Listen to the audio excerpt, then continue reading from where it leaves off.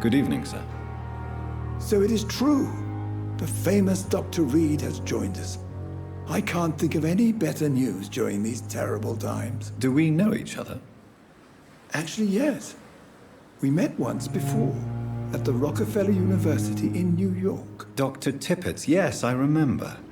I was assisting Professor Carell in his research about coronary bypasses. He had nothing but praise for you. He was also very confident about your future. And look at you now. Eminent surgeon and blood transfusion specialist.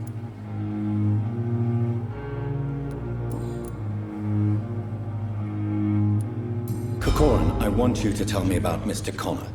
How did he die? What happened? He was my patient. He died because of my mistake. That's the blunt truth. What was the nature of the mistake? It was a twofold error. My diagnosis was wrong, and the administered dosage was too strong.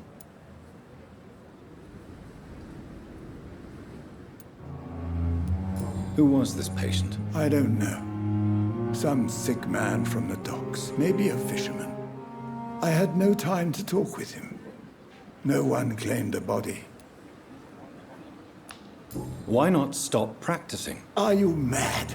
I killed that man, I admit it, and it won't happen again. I have saved so many lives since then.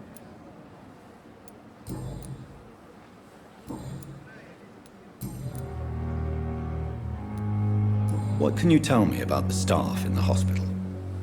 Some are really good, and others are not so good. But during this troubled period, there is no time for slander. I prefer to focus on the positive character traits. Tell me more about cherished people, then. Nurse Brannigan is a pearl. She is the most helpful and dedicated nurse I've ever worked with. A clever and cheerful woman. You really seem to admire her skills. I'll go even further. If she was a man, she would be a damn fine practitioner. Any opinion about the management? I don't always agree with Dr. Swansea's reserve, but I must admit he does all he can to keep this facility running during this crisis. Ah, yes, the burden of command. I was fed up with this concept while serving as a medical officer. Don't get me wrong. Swansea's a good administrator. I just wish he would get out of his office down again.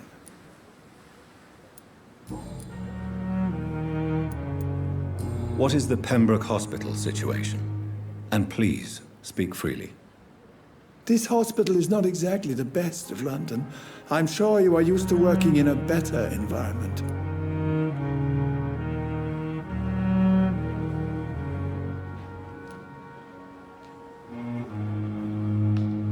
It's more than enough. In any case, the personnel of a hospital are much more important to me than the building. Don't be misled by appearances, Dr. Reed. This hospital does not lack talented people. It just lacks hope.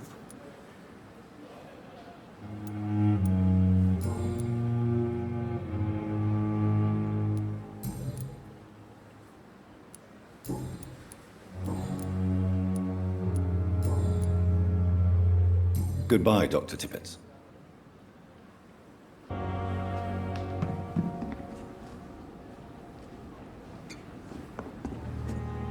Good evening, nurse. I'm Dr. Jonathan Reed, the new surgeon here at the Pembroke. Dr. Swansea has already told us about you, sir. I'm Nurse Gwyneth Brannigan. Welcome to the Pembroke Hospital. Did he really? It's a good thing I wasn't hoping to keep a low profile. All members of staff have already read about your new blood transfusion technique. Dr. Swansea made sure of that. I see. Well, I'm a little surprised, but I suppose I'll just have to deal with this unexpected notoriety. You must know, blood transfusions are Dr. Swansea's primary subject of research. He is convinced it is the future.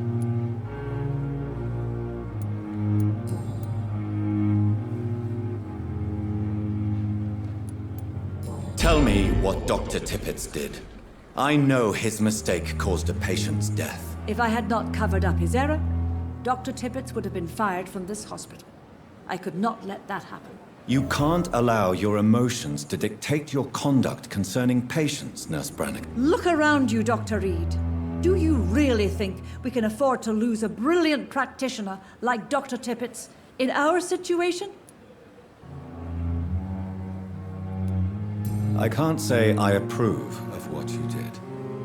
But as a field surgeon, I know that some situations require you to bend the rules. I'm not proud of what I've done, but to contain the epidemic must be our priority, so we can't afford to lose Dr. Tippett's.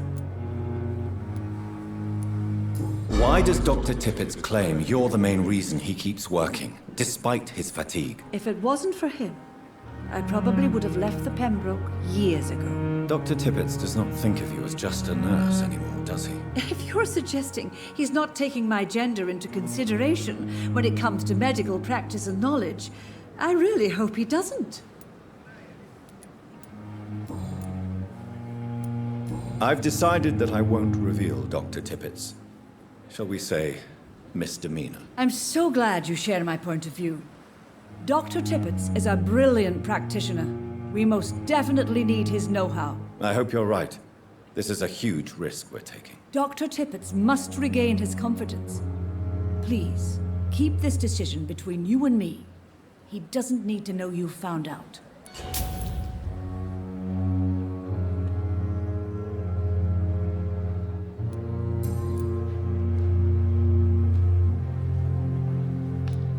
I'm not familiar with all the staff yet. Perhaps you could help me. Brilliant professionals, most of them. Dr. Swansea has a gift for recruiting talent. Most of them. Is there a problem I should know about, Nurse? It would be inappropriate for me to speak ill of a colleague. Nurse Brannigan, if you do know something, please tell me. Anything you say will be held in confidence. No. I may disagree with some conduct, but in the end, everybody is doing their best.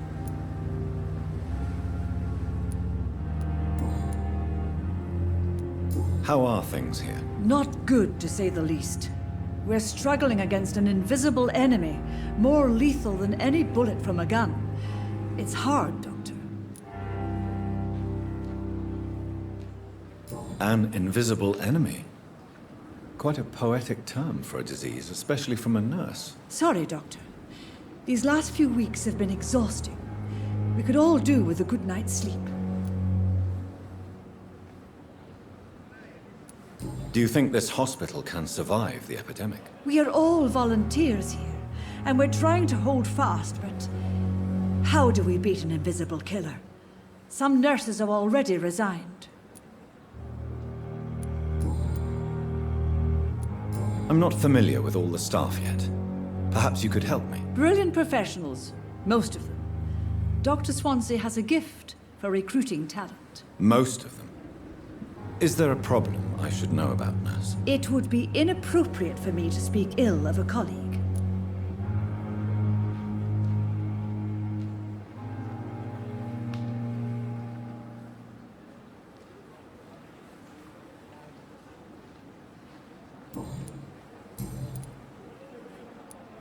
Goodbye, Nurse.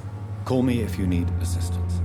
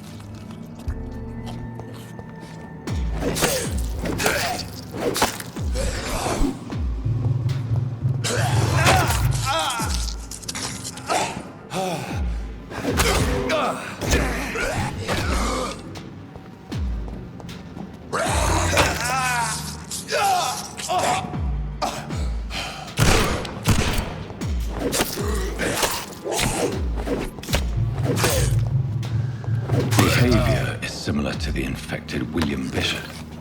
Must be the same strain. This sickness moves faster than influenza.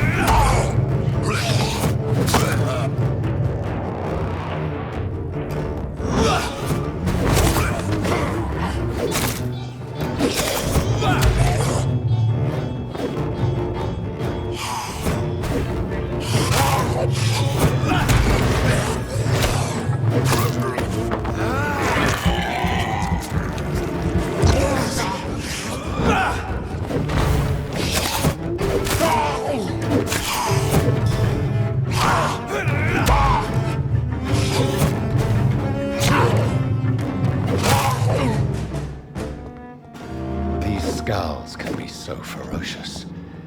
I'm not sure I can defeat them without becoming stronger. To drink blood is so tempting.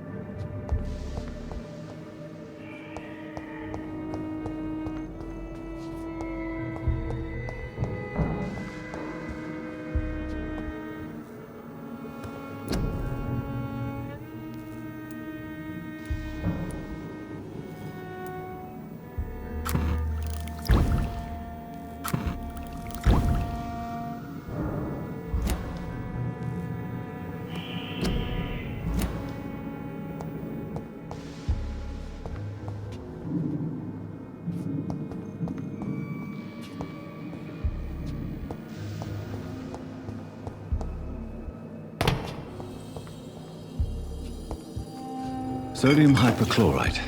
Dangerous to administer, but efficient in the proper dosage.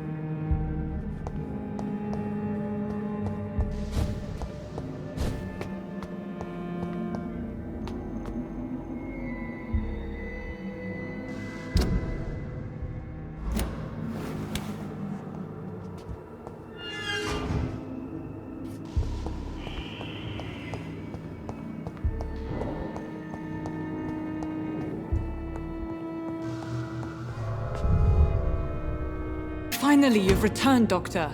Did you find anything of value? Yes, nurse. You've worked your first miracle, Doctor. Now, this patient here needs immediate treatment. Duty calls. When the storm has passed, I'll show you how to mix the remedy yourself with the same basic ingredients. Many thanks, Doctor.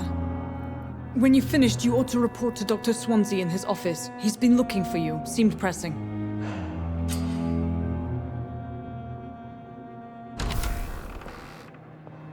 You always knew the words to calm the children, Helen. As for me...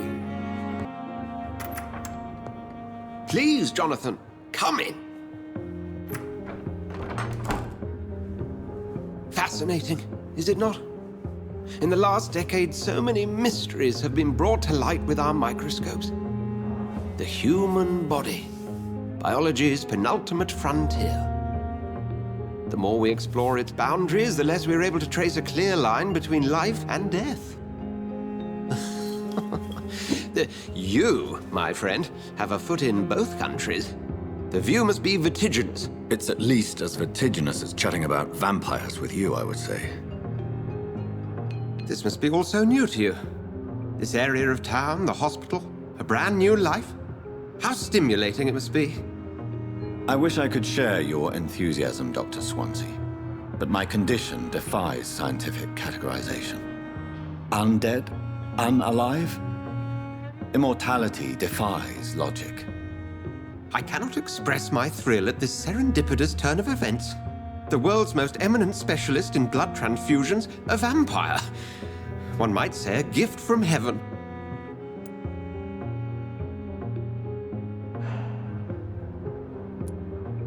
I'm a dead man. I was murdered. Now I'm a murderer. Tell me how this is a gift. Forgive me.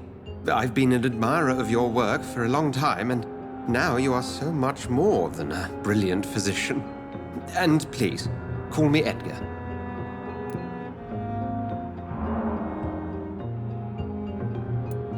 There is no need to apologize, Edgar. You offered me sanctuary when I had none. Very well. I have a task for you, Jonathan. Something that will require all your newfound skills. Please, go on. The Pembroke only survives through the generosity of our benefactors. Unfortunately, our main donor has found herself in a bit of a bind. Now, if you could help her out...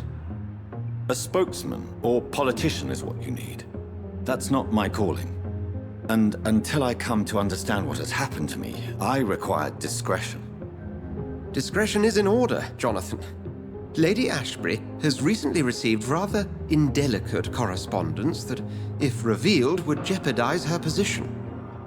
And you would like me to eradicate this threat? By the stole, of course not. I would just like you to pay her a visit.